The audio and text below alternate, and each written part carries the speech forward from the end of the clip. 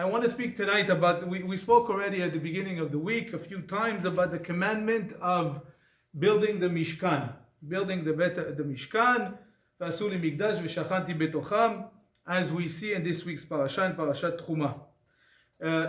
But we see here that we actually have two mitzvot.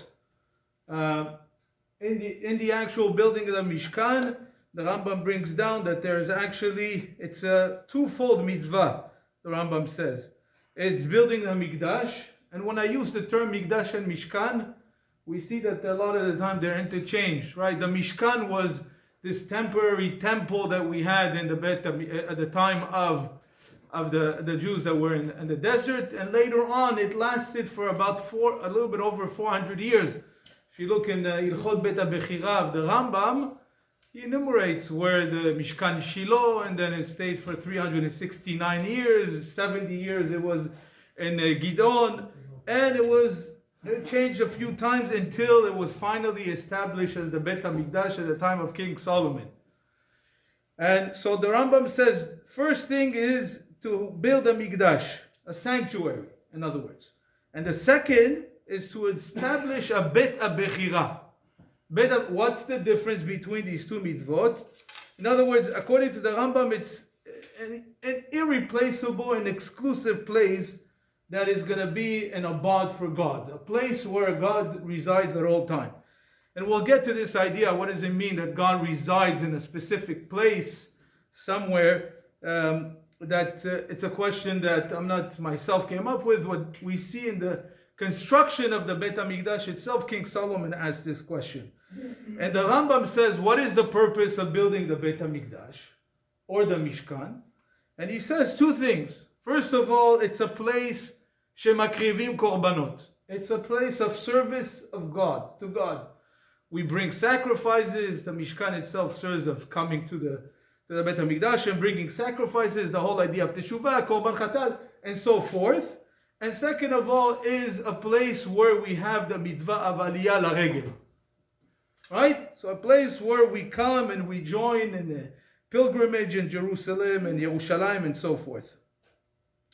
Now, the moment that the Beit HaMikdash was chosen, Beit HaBechira, all the other, the temple itself and the Mishkan were annulled. People were not allowed to bring their own, to their own personal altars, what was called a kind of a private altar that people were allowed to bring in those times, at least called Bani Dava. I'm not going to get into the whole back and forth, but the Rambam concludes by saying like this: it shall be that the place where the Lord your God will choose to place his name, there you shall bring all that I command you. Means establishing a place of Beit HaBechira. Now, King Solomon itself asked this about this mitzvah itself. And we're really confronted about this idea of having a place, a Mikdash or a Mishkan, where God could reside. God is everywhere. What do you mean? Why do we have to choose a specific place? And I'll say it in the words, and I'll quote from the inauguration of the Beit HaMikdash, the first Beit HaMikdash, the first temple, from Shlomo. And I quote, "Would God truly dwell on earth?" asked King Solomon. "Behold, the heavens and the highest heavens cannot contain you, and surely not this temple that I have built." So already we see that, in other words, the question is, how can the infinite, right, find itself in somewhere that's finite? We're talking about a specific place. God is everywhere. God is infinite. So how can we build a place where God could find himself and can kind of extract himself into one single place? So that's a question that really that King Solomon himself asks. I don't have an answer because I don't think he answers it, because he asked this question. And I'll just quote the verse in Hebrew. Ki imnam yeshev Elokim al haaretz, hine hashamayim v'shemei hashamayim lo yechalkelucha, af ki habayit hazeh asher baniti. Just what I quoted. So King Solomon doesn't even address the question. He continues, and he says as follows: but may you turn to the prayer of your servant and to his supplication. O Lord my God, to hear the cry and the prayer that your servant prays before you today, that your eyes be open towards this temple night and day, to the place of which you said, my name shall be there, to hear the prayer that your servant shall pray towards this place. So the answer really, and then King Solomon goes into a few different examples when he's asking Hashem to listen to our prayer. So he gives an example.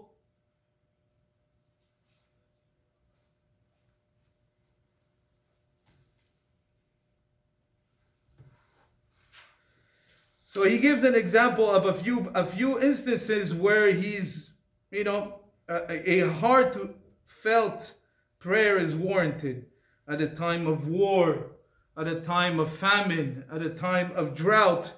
Those are the times that King Solomon is praying to Hashem, that at least in those times, during those times, Hashem should listen to us.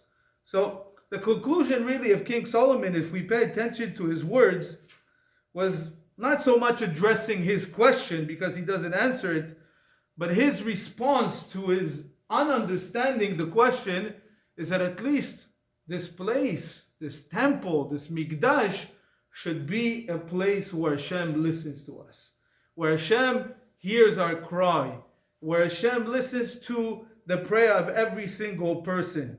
And no matter what the circumstances, says it seems like, and no matter how big, there's sometimes people think that, am I going to ask Hashem to be rich and everything? Yes, you could ask Hashem.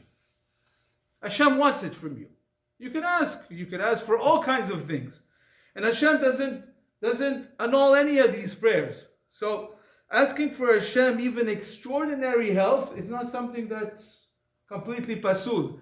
The Talmud says, "Arotze le'ashir," when you're standing in prayer, in the middle of prayer, what should you? You should put yourself in the direction of the menorah, right? So there is this idea of asking for wealth, which is not completely something. It's something that is not uncalled. And then King Solomon is expressing an idea that maybe we could also relate to this discussion about prayer. There is this idea that we spoke about at times about prayer. Is it something that is a biblical obligation or is it rabbinical? And the two big poskim that speak about this is the Rambam and the Ramban. And the examples that King Solomon brings, it seems that it's more like the Ramban.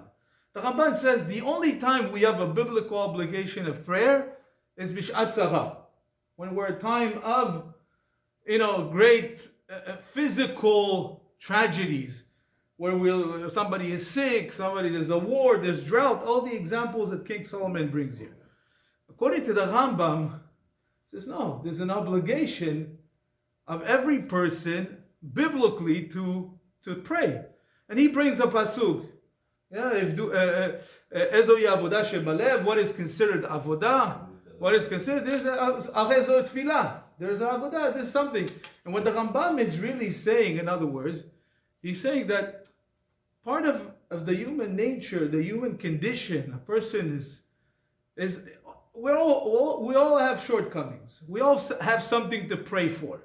So even if it's not a time, at least according to this mahalach, even if it's not a time of great danger or whatever the situation is, the human nature and the condition asks a person to pray and to turn to Hashem. Just like we see in King Solomon's prayer, right? His answer to everything of not understanding God is prayer. I don't understand. Why did God choose this place, this temple, Yerushalayim, the Beit HaBchira? I cannot maybe understand it. But my answer to this, of creating a relationship between us and Hashem, is through prayer. That is the answer that we try to... I want to try to give an answer to maybe maybe that what King Solomon doesn't express in words, but some kind of an answer, which is, okay, well, you'll see it together. You'll tell me if you agree with the answer or not. There's a question that is brought in many Sfarim, holy books, Kabbalah and not Kabbalah books, even philosophical books, namely Sefer HaIkarim of Rabbi Yosef Albo. Why did Hashem create the world? What's the purpose? So there's a few answers. There's one in the Zohar, there's two in the Zohar, and there's one in the Arizal. And maybe in other places as well. Two of the famous answers that is also brought down in the Ramchal is that Hashem created the world because He's good. Yeah, Tachlit HaTov, Lahativ. What is the purpose of a person that's good? The nature of something that is good, of somebody that is good, is that he wants to give. Somebody that is a Baal Chesed, somebody is a kind person, what does he want to do? He wants to give. He constantly, like we see Avraham. Avraham Yoshev Petach HaOel. Avraham, after his Brit Milah, he's sitting by the oil, he has no guests. Nevertheless, what is he waiting for? He's waiting for guests to come because his nature is chesed. So what's the nature of chesed? It's to give. And since we believe that God is the ultimate chesed, the ultimate good, so the nature is that He wants to give. The Ramchal brings it in many books, in Derech Hashem and Tuvunot and Deot, and many places the Ramchal speaks about it. There's another explanation that explains that really God created the world to glorify His name. By Hashem creating the world and giving expression to Him in this world, Hashem glorifies Himself. And when we do Torah b'mitzvot, and we learn Torah, and we do the mitzvot, and we perform, Hashem's name is glorified. Like we say, Gadal v'yitkadash Shemei Rabbah, right? We glorify His name, Shem, in the world. But there's a third answer. This is actually an answer that we find in maybe very few books, but it's a Midrash. The Midrash says, Nitava HaKadosh Baruch Hu liyot lo dira batachtonim. Hashem desired to have a residing place in the world. And we see that also in the Kaddish. Kerute. What is a kerute? He desired, he wanted. That means that there's no really logic explanation that we could comprehend at our level why God created the world. There's not, you can say this answer, that answer, but the reality, the essence of why God created the world, we cannot understand. We can't answer. And I think this is what Shlomo HaMelech was also saying in regards to the Mishkan and Beit HaBechira. Yes, Hashem is everywhere, but He wanted a residence here. He wanted a place where He could reside. Why? We don't know. We can't really understand why. Because Hashem wanted to be here with us. We can give all the answers possible, but the ultimate answer is that Hashem wanted. And because Hashem wanted, our purpose in life is what? To understand what Hashem wants from us. And what He wants from us, at least in the Mishkan, in the Mikdash, is that we turn to Him in tefillah, and by that, listening and hoping that Hashem, through our tefillah, through our avodah, will listen to us. Uchim tiyu.